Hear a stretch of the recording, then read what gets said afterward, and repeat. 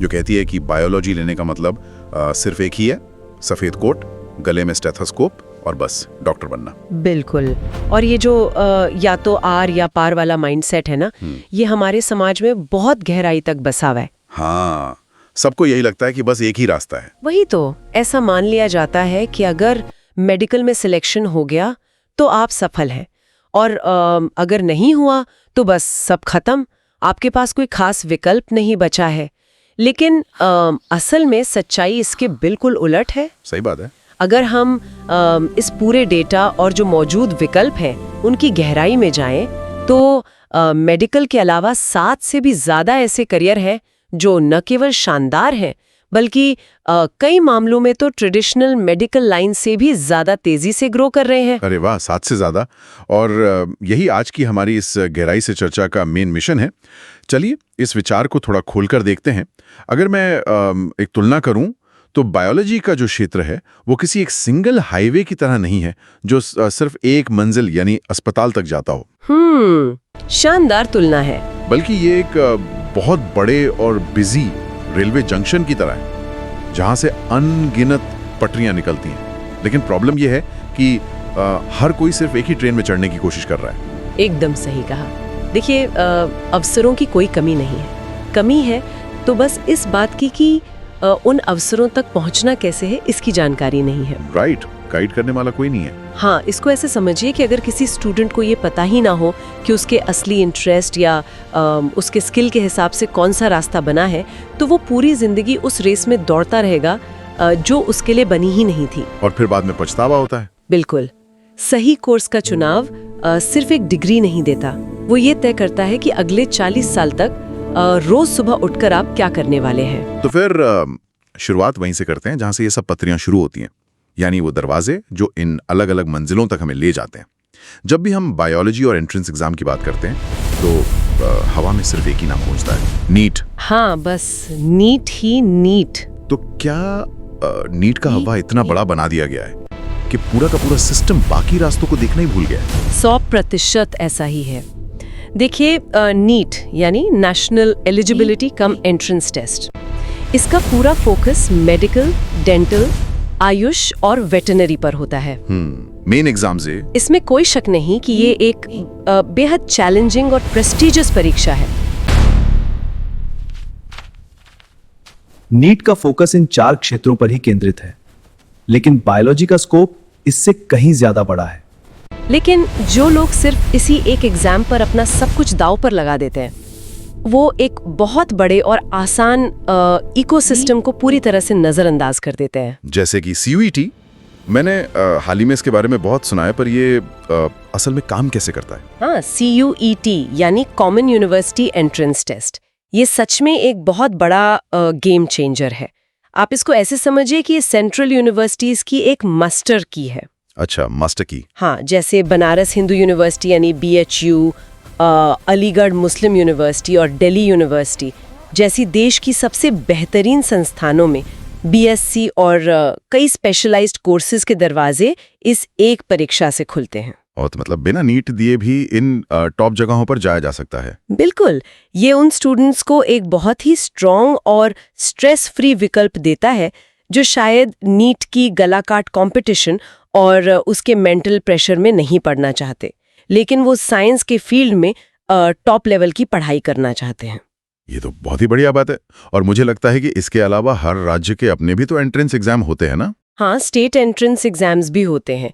हर राज्य सरकार अपने यहाँ के बेहतरीन सरकारी नर्सिंग कॉलेजेस, फार्मेसी इंस्टीट्यूट्स और एग्रीकल्चर यूनिवर्सिटीज के लिए अलग से परीक्षा करवाती है, जिनका सिलेबस बोर्ड एग्जाम्स जैसा होता होगा। सही पकड़ा। इनका सिलेबस अक्सर स्टेट बोर्ड पर आधारित होता है और यहाँ कंपटीशन का लेवल नीट के मुकाबले थोड़ा अलग और मैनेज करने लायक होता है। चलिए, ये तो हो गए सरकारी और बड़े वाले एग्जाम्स, लेकिन एक चौथा रास्ता भी है जिसके बारे में काफी बात होती है, डायरेक्ट एडमिशन। Direct admission. अब मैं यहाँ थोड़ा सीधे तौर पर पूछना चाहता हूँ, क्या डायरेक्ट एडमिशन का मतलब सिर्फ ये नहीं है कि अगर पॉकेट में पैसा है तो किसी भी प्राइवेट कॉलेज में सीट खरीद लो?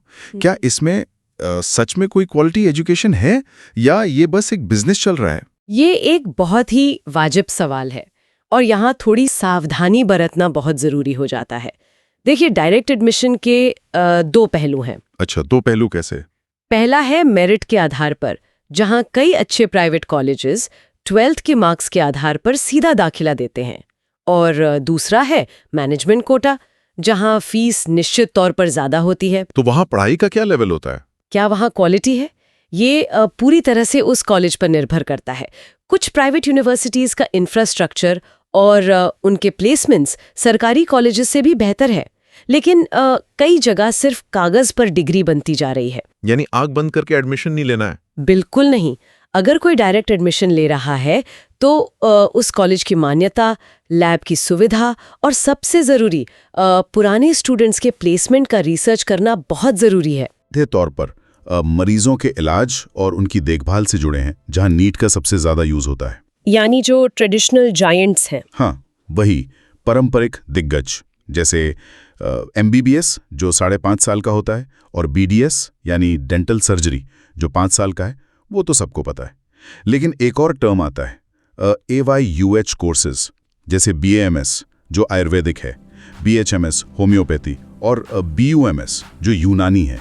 इनका क्या स्कोप है आज के टाइम में? देखिए, AYUH कोर्सेज भी 5.5 साल के ही होते हैं और इनमें भी एडमिशन नीट के जरिए ही होता है। पर ये आयुर्वेदा और होम्योपैथी की एक्सेप्टेंस ग्लोबल लेवल पर बहुत तेजी से बढ़ रही है। ये सच में बहुत दिलचस्प है कि इलाज को देखने का नजरिया ही पूरा बदल जाता है। लेकिन इसी मेडिकल लाइन में 2 और नाम हैं जिन पर अक्सर उतनी खुलकर चर्चा नहीं होती, वेटनरी फील्ड और नर्सिंग। हाँ, ये दोनों फील्ड्स बहुत अंडररेटेड हैं। वही ना, अक्सर लोग वेटनरी का नाम सुनकर सोचते हैं कि अच्छा गली के कुत्तों या बिल्लियों का इलाज करना होगा, बस यही इमेज बनती है दिमाग में। और यही लोग सबसे बड़ी गलती करते हैं। वेटनरी साइंस यानी BVSC का मतलब सिर्फ पेट क्लिनिक खोलकर बैठना नहीं है। जरा देश की इकोनॉमी के बारे में सोचिए। इकोनॉमी? इसका कनेक्शन इकोनॉमी से कैसे है? अरे, हमारा पोल्ट्री सेक्टर, डेयरी इंडस्ट्री और एनिमल हस्बेंड्री अरबों डॉलर का उद्योग है। एक पशु चिकित्सक या वेटनरी डॉक्टर के बिना ये पूरी इकोनॉमी हफ्तों में चरमरा जाएगी। ओह वाह, मैंने ये कभी इस तरह से नहीं सोचा था।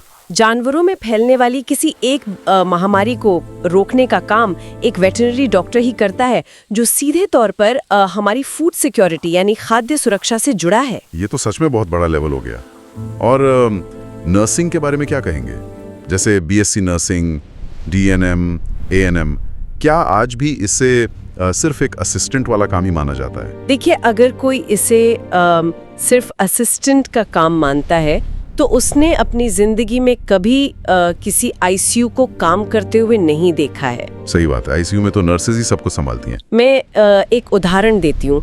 अगर हम एक अस्पताल की तुलना एक सुपर कंप्यूटर से करें तो डॉक्टर्स उसके सॉफ्टवेयर हैं जो एक खास काम या सर्जरी करते हैं, लेकिन नर्सेज उस कंप्यूटर का ऑपरेटिंग सिस्टम या OS हैं। OS हैं? क्या बढ़िया तुलना की आपने। हाँ, मरीज के पल पल की मॉनिटरिंग करना, लाइफ सपोर्ट सिस्टम को समझना और किसी भी इमरजेंसी में सही फैसला लेना, ये सब नर्सेज ही करती हैं। बिना नर्सेज के कोई भी अस्पताल एक दिन भी फंक्शन नहीं कर सकता। और इनकी डिमांड भी तो देश के बाहर बहुत ज्यादा है ना? अरे बहुत ज्यादा। भारत की नर्सेज की अमेरिका, यूरोप और खाड़ी देशों में जो भारी मांग है वो इस करियर को इकोनॉमिकली भी बेहद अट्रैक्टिव बनाती है। ये ऑपरेटिंग सिस्टम वाला एग्जाम्पल सच में बिल्कुल सटीक था। अब देखिए, डॉक्टर और नर्स तो फ्रंट लाइन पर होते हैं, वो हमें सबसे पहले दिखते हैं अस्पताल में। लेकिन अस्पताल का पूरा जो मैकेनिज्म है, जो पीछे की मशीनरी है, वो आखिर किन के कांधों पर चलती है? आप पैरामेडिकल और एलाइड फील्ड्स की बात कर रहे हैं। हाँ, वही। चलिए, अब इस चर्चा को थोड़ा हेल्थ केयर के उन अनदेखे नायकों की तरफ मोड़ते हैं, पैरामेडिकल और फार्मेसी वगैरह। देखिए, पैरामेडिकल वो जगह है जहां असल में साइंस और टेक्नोलॉजी का सीधा इस्तेमाल होता है। इसमें ऑपरेशन थिएटर यानी OT टेक्नीशियन, लैब के लिए DMLT या BMLT, रेडियोलॉजी और डायलिसिस टेक्नीशियन शामिल होते हैं। मैं इसको इस तरह से देखता हूँ, अगर एक सर्जन किसी हवाई जहाज का पायलट है तो पैरामेडिकल स्टाफ और हॉस्पिटल मैनेजर्स उसके एयर ट्रैफिक कंट्रोलर हैं। बिल्कुल सही। मान लीजिए एक मरीज किसी रहस्यमयी बुखार के साथ अस्पताल आता है। डॉक्टर शायद सिर्फ अंदाजा लगा रहा हो, लेकिन वो लैब टेक्नीशियन ही है जो खून की जांच करके माइक्रोस्कोप के नीचे उस खास बैक्टीरिया को पहचानता है और डॉक्टर को बताता है कि टारगेट यहाँ है। उसके बिना तो पायलट पूरी तरह अंधा है। एकदम पॉइंट पर बोला आपने। आप किसी रेडियोलॉजिस्ट या एक्सरे और एमआरआई टेक्नीशियन के बिना किसी मॉडर्न सर्जरी की कल्पना ही नहीं कर सकते। और सबसे दिलचस्प बात यह है कि इन कोर्सेज में 2 साल के डिप्लोमा से लेकर 3-4 साल की डिग्री तक के बहुत सारे विकल्प मौजूद हैं। और इसके लिए भी हमेशा नीट जरूरी नहीं है ना? हाँ, यहाँ तक पहुँचने के लिए हमेशा नीट की ज़रूरत नहीं होती। कई राज्यों में इनके लिए अलग से परीक्षाएं होती हैं या डायरेक्ट एडमिशन भी मिल जाता है। और फार्मेसी के बारे में आप क्या कहेंगे? अक्सर लोगों को लगता है कि बी फार्म या डी फार्म करने का मतलब है कि बस अपने मोहल्ले नुक्कड़ पर एक मेडिकल स्टोर खोल के बैठ जाना है। ये भी एक बहुत बड़ा मिथ है। मेडिकल स्टोर खोलना तो बस उस पूरी सप्लाई चेन का सबसे आखिरी हिस्सा है। फार्मेसी दरअसल केमिस्ट्री और बायोलॉजी का एक बहुत ही कॉम्प्लेक्स संगम है। तो वहाँ और क्या क्या होता है? फार्मासिस्ट वो लोग हैं जो नई दवाइयों का डिज़ाइन तैयार करते हैं, उनका क्लिनिकल ट्रायल करते हैं और ये तय करते हैं कि कौन सा केमिकल शरीर में जाकर किस रिसेप्टर से जुड़ेगा। वो मतलब पूरी लैब रिसर्च। हाँ, इसके अलावा ड्रग इंस्पेक्टर जैसी पावरफुल सरकारी नौकरियां और बड़ी फार्मा कंपनीज में क्वालिटी कंट्रोल का पूरा दारोमदार इन्हीं लोगों पर होता है। ये एक अलग ही दुनिया है। एक और एरिया है जो आजकल बहुत तेजी से उभर रहा है, हेल्थ एंड अलाइड फील्ड, जिसमें nutrition and dietitian, psychology, public health और फिजियोथेरेपी आते हैं। हाँ, मुझे लगता है कि यहाँ एक बहुत बड़ा शिफ्ट देखने को मिल रहा है। हाँ, और वो शिफ्ट है बीमार लोगों का इलाज करने से लेकर स्वस्थ लोगों को बीमार पड़ने से बचाने तक का, यानी प्रिवेंटिव हेल्थ केयर। एग्जैक्टली। आज लोग जिम जा रहे हैं, अपनी डाइट को लेकर काफ़ी जागरूक हैं, तो उन्हें सर्टिफाइड न्यूट्रिशनिस्ट की ज़रूरत पड़ती है। कॉर्पोरेट कल्चर में स्ट्रेस इतना बढ़ गया है कि अब मेंटल हेल्थ पर खुलकर बात हो रही है, जिसके चलते साइकोलॉजिस्ट की मांग बढ़ गई है। बिल्कुल। इन सभी फील्ड्स में भारी उछाल आया है।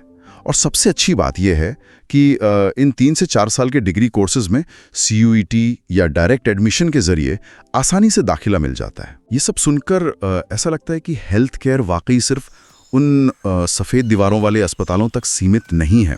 लेकिन चलिए अब अस्पताल की दुनिया से थोड़ा बाहर ही निकलते हैं। अब हम बात करते हैं नेचर, फूड और डिस्कवरी की, यानी एग्रीकल्चर और उससे जुड़े एलाइड फील्ड्स। हाँ, वही। जैसे BSc एग्रीकल्चर, हॉर्टिकल्चर यानी बागवानी, फिशरीज और डेयरी टेक्नोलॉजी। यहाँ मैं फिर से थोड़ा डाउट में हूँ।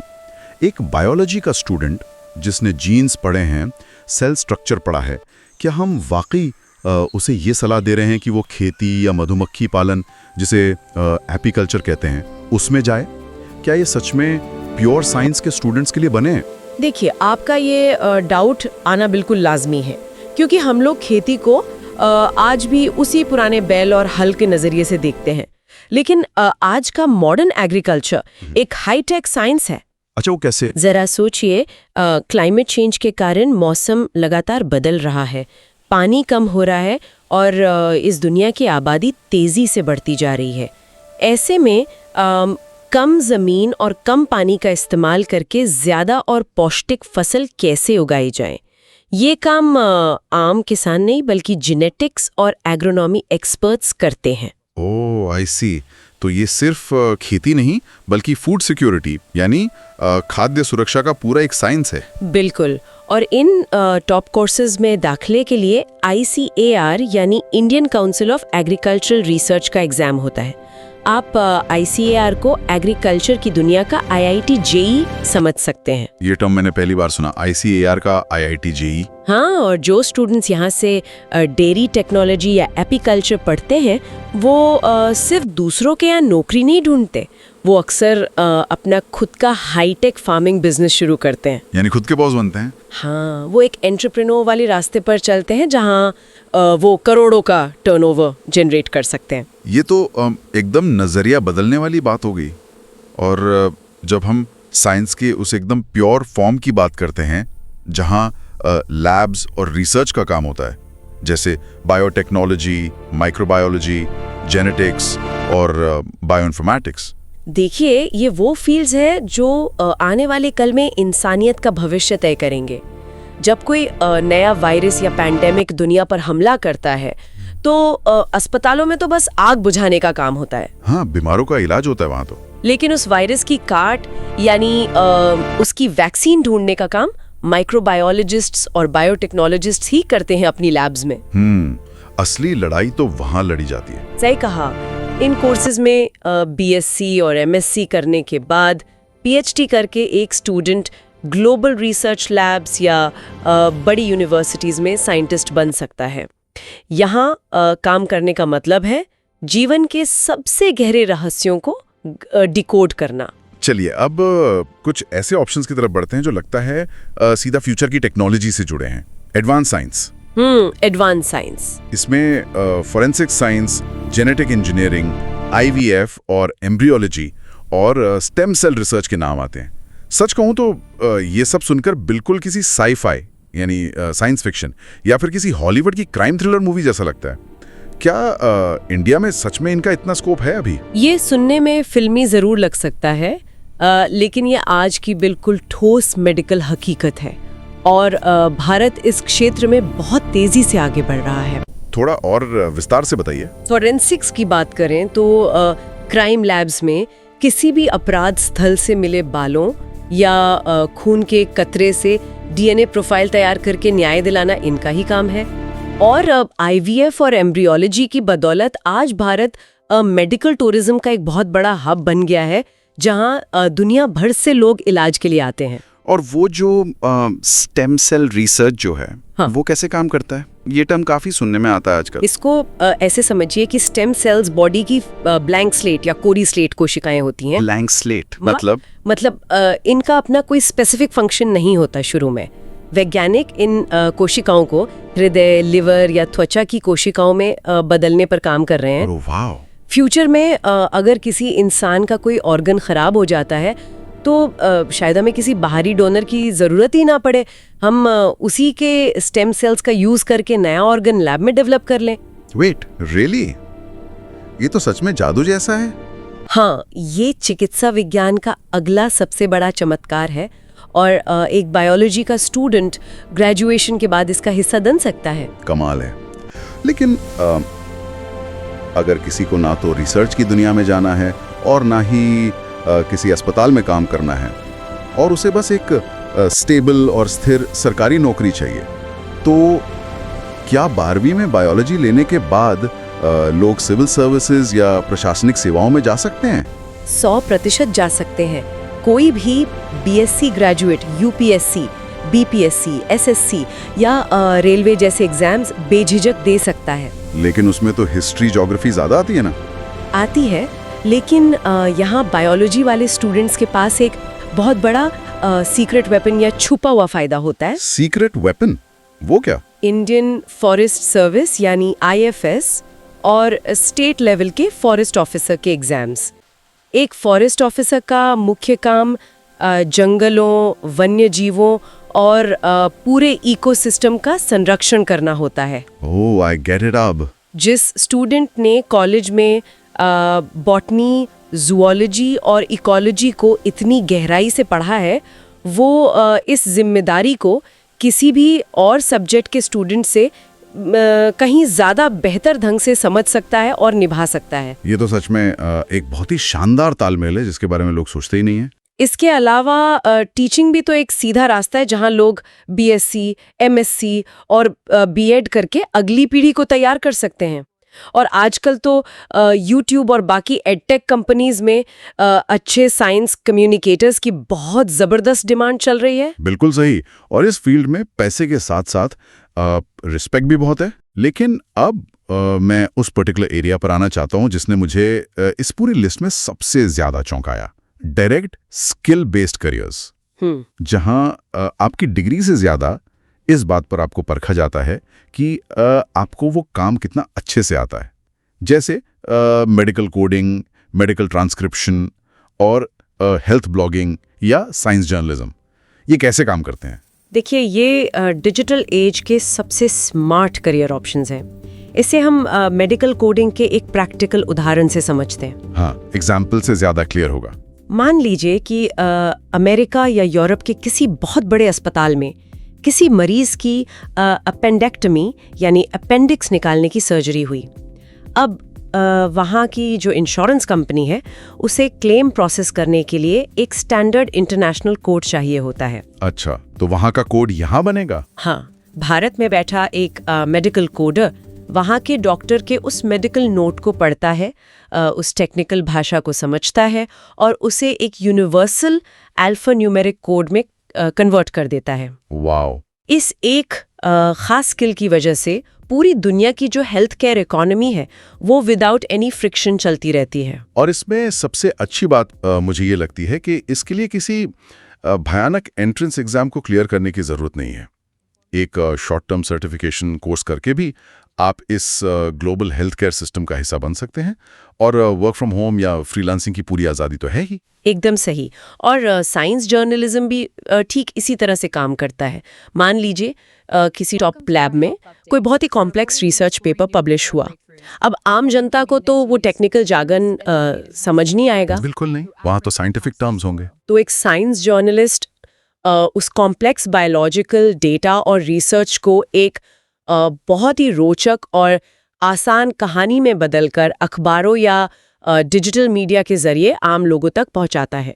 ये ऑप्शन उन लोगों के लिए एकदम परफेक्ट है जिन्हें साइंस से प्यार तो है लेकिन जिनकी असली ताकत उनकी भाषा और लिखने की कला है। ये तो बहुत ही क्रिएटिव फील्ड हो गया।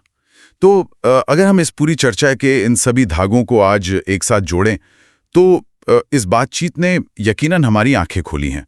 हमने साफ देखा कि कैसे 12वीं की बायोलॉजी उस एक अकेले हाईवे की तरह बिल्कुल नहीं है जो सिर्फ किसी अस्पताल के गेट पर जाकर खत्म हो जाता हो। बिल्कुल सही। हमने शुरुआत की उन दरवाजों से जहां सिर्फ नीट का बोझ नहीं है बल्कि CUET और स्टेट एग्जाम्स के खुले दरवाजे भी खड़े हैं।